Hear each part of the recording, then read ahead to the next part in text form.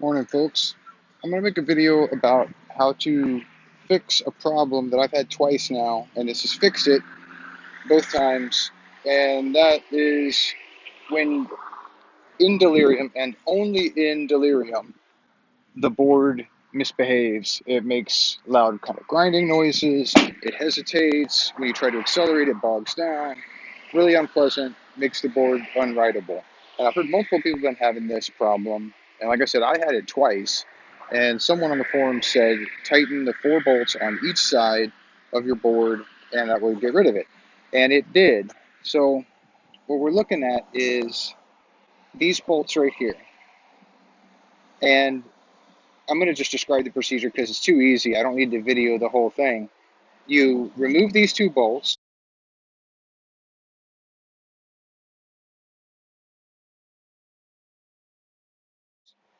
on both sides. Once you do, the wheel hub itself, the entire wheel hub, will slide out, and then there will be 2 more bolts that are shinier, that are silver colored, and they're a different size hex key.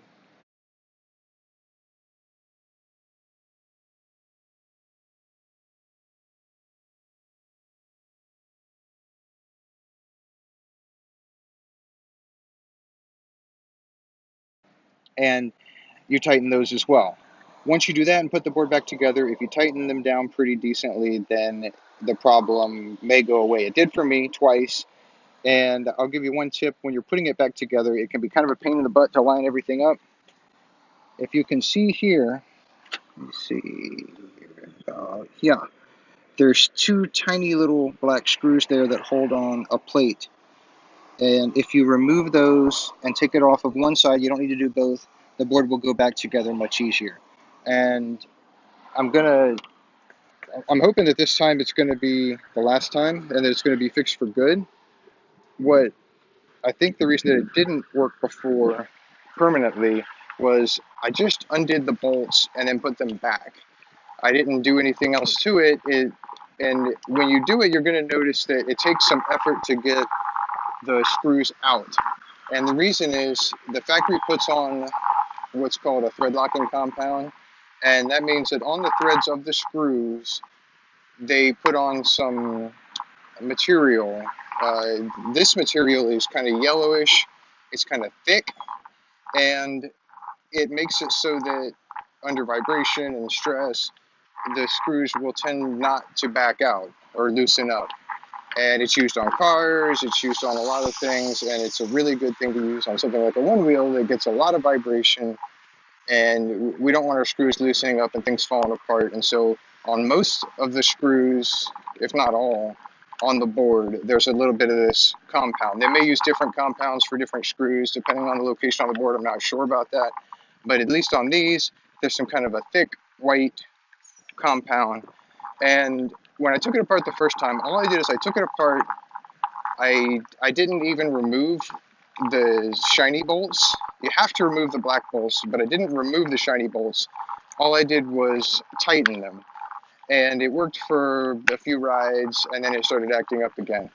And then I just stopped worrying about it. I put it in mission, been writing a lot in mission, and just didn't mess with it. So I finally got around to messing with it last night. I took it apart, and this time I put more thread compound on there.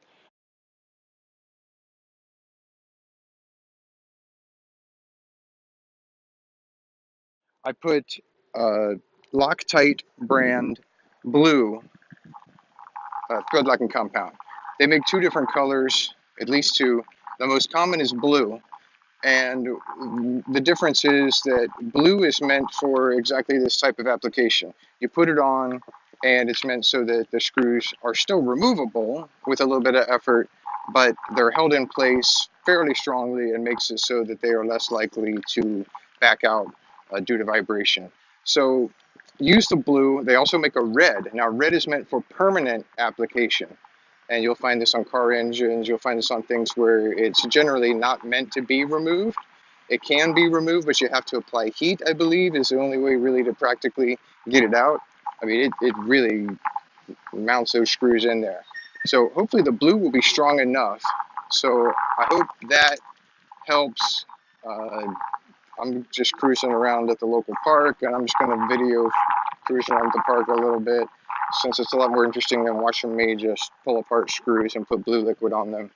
You only put a little bit of blue liquid on there. You don't need to even put drops. You don't coat all the threads all the way around. I just take and get the tip of the applicator kind of wet and just slide it down the screw threads, and it gets on one side of the screw threads, and that's good enough.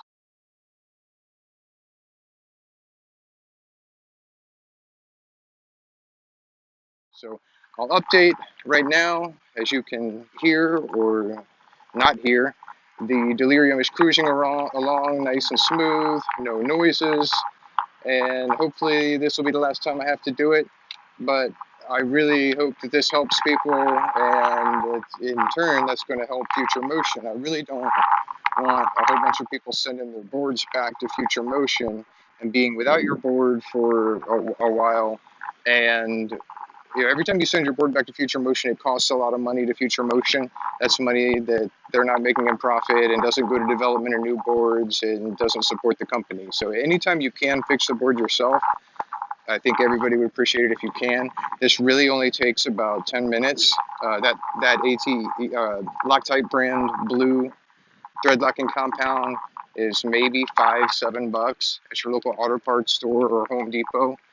And I suggest you try that first, especially if it's this specific problem. And the specific problem, again, is it acts up, misbehaves, feels weird, makes grinding noises in delirium, but only in delirium, and all other modes function perfectly. That's the specific problem. Obviously, it only came up since Andromeda. And I think it's strange, but I was willing to try it. I'm glad I did. To think that software alone would change and make all that noise, because it sounds like a very mechanical noise. It sounds like something mechanically is wrong with the board. But at least in my case, it's not. The board is operating just fine now. After all I did was tighten the screws back up, and this time I put a little bit of thread locking compound on there, so hopefully it won't come back out again. So I'm going to cruise around the park a little bit. Hope you guys enjoy the ride. And I'll get more trick videos here in a few days. I'm trying to take it easy a little bit. I kind of bruised my wrist, so I'm not going to try to do that again today. So I'm just going to enjoy a nice early morning ride. It's finally getting a little bit cooler in the mornings here in South Florida, and it's been just oppressively hot lately. And now it's kind of nice, and I'm lucky to have this nice park right by my house. It's got these nice paver style rocks. Focus. Do I need to clean the lens? Let's see.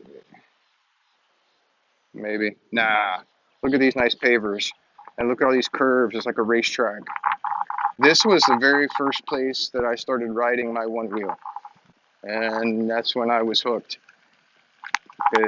I was zooming through here as fast as I could go, ripping through turns. And I was amazed at just how easy it is to ride a Onewheel.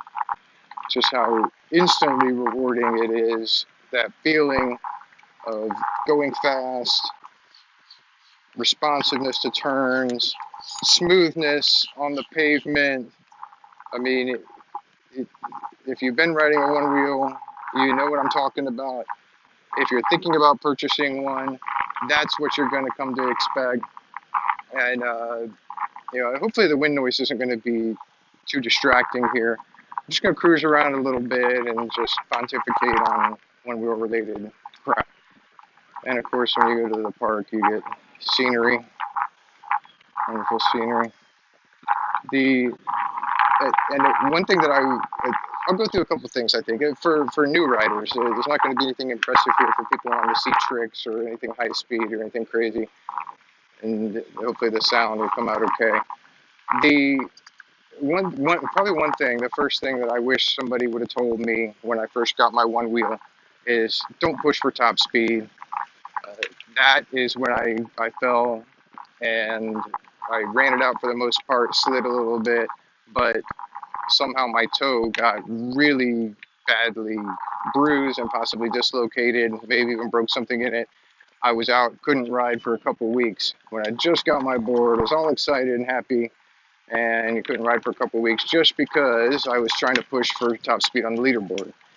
And it's not stupid, it's just ignorant. You don't know until somebody tells you. There's no point to it. I rarely go over 15 miles an hour now. It's just not worth it. It's not worth having. Think about it. Anytime that you're going that fast, imagine just instantly falling off the board and how unpleasant that's going to be. So why push it? The difference between the experience of riding at 15 miles an hour and riding at 20 miles an hour is not so much more fun that it's worth not being able to ride at all, or possibly having life-changing injuries. There's people who have seriously hurt themselves. So, it's if I get into too much detail, it's going to seem overwhelming. But I think for some people, it's going to be helpful. I mean, obviously, you can kind of take a look at the speed. It's a speedometer in your app on your Apple Watch if you have one, and get an idea for what 15 miles an hour feels like, what 18 miles an hour feels like, and then you'll start to kind of get a sense of how to avoid going faster than that on purpose. The other thing is obviously the factory builds in what's called pushback, and that's when you reach a certain speed, and usually it's a little above 15 miles an hour on Mission or Delirium, and it's less pronounced in Delirium. The front of the board, the nose, will start to pitch upwards. It'll start to lift up a little bit. And so if you want to go faster, you have to push down. And there's all sorts of reasons for this. I mean, it can get really technical, but that's your signal to slow down, that the board is approaching the limits of what it's capable of accomplishing in forward motion and in balancing you. Now, this is, and it's not about a hard mile per hour limit, actually. It's about resistance. The board will feel resistance, and once it senses that resistance, I mean, you got to give Future Motion credit here. The software is really advanced. And once it starts to feel resistance to the point where it's approaching the limits of the power capability of the motor, it will start lifting the nose to try to warn you to slow down. And that would be different depending on your tire pressure, even depending on whether there's a lot of wind in your face, and of course the body weight of the rider. The higher the body weight, the more resistance you're going to have in everything that you do. That was another one of my inspirations, to lose a little bit of weight. I dropped a lot of weight since I started riding. Not from the riding so much as changing diet. Just for the less weight that my board has to push around is a good excuse, a good motivating factor. I think I was like 164, now I'm 147. Dropped quite a bit of weight. And so let's see how nice this ride is here. It's maybe 8 in the morning, a little after 8 in the morning here in Plantation, Florida. I'll pick up a little speed here. You might not be able to hear me as well, but I don't have anything that important to say here. Just enjoy the scenery, all the palm trees, a little bit of wreckage from Hurricane Irma. It's kind of a shame. We do have awfully nice parks here. I don't know if you caught my sidewalk crack videos the last couple of days. One of the very few advantages to a hurricane like that, but it's unfortunate that the reason that sidewalk got cracked up like that is because of a little beautiful tree fell down and hit the house, and the roots lifted the sidewalk. It's really unfortunate. We have some beautiful trees here in Florida, mostly palms.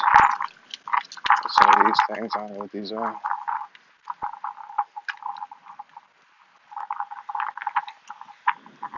Grass is a little wet to do any drops today. Doesn't usually dry out for a couple more hours, maybe an hour if it stays sunny and dry.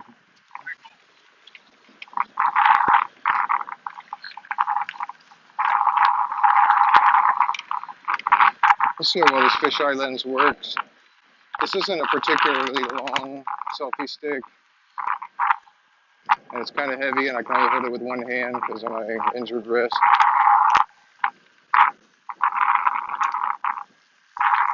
But the wrist isn't too bad. I'll be back doing tricks in a couple days. I got some crazy stuff I'm working on. It'll be a lot of fun to watch.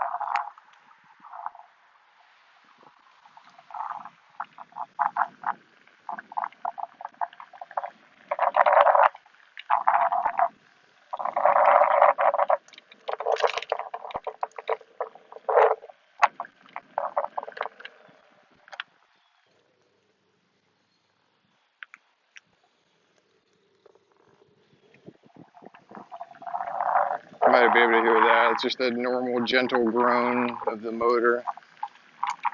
None of that loud noises it used to make.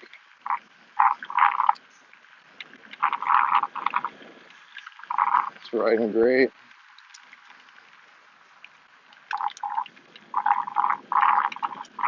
I think that's enough for today. I'm gonna put down the selfie stick so I can ride a little more aggressive and enjoy my ride while I got a little battery left. Have a great day. Get out there, put some miles in, ride on.